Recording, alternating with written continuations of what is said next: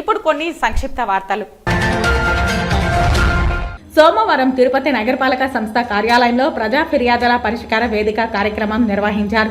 ఈ పరిష్కార వేదిక కార్యక్రమంలో 47 వినతులు వచ్చాయి.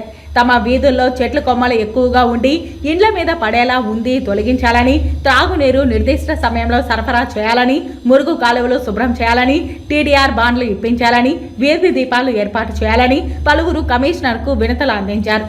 అన్ని వినతులను కమిషనర్ క్షుణ్ణంగా పరిశీలించి పరిష్కరిస్తామని హామీ ఇచ్చారు.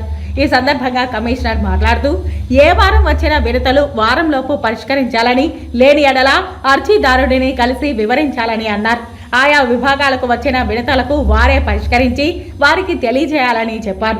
ఈ కార్యక్రమంలో అదనపు commissioner Charantej Reddy, deputy commissioner Amarayya, superintendent engineer Mohan, municipal ఇంజనీర్లు తులసి కుమార్, గోమతి, డిఈలు, secretary Radhika, ACP Balaji, Ramana, revenue officer Sethumadhav, fire officer Srinivasulu, manager Hasi, accountant Ramesh, veterinary officer Nagendra, sanitary supervisors Chenchaiah, Sumathi తదితరులు ఉన్నారు.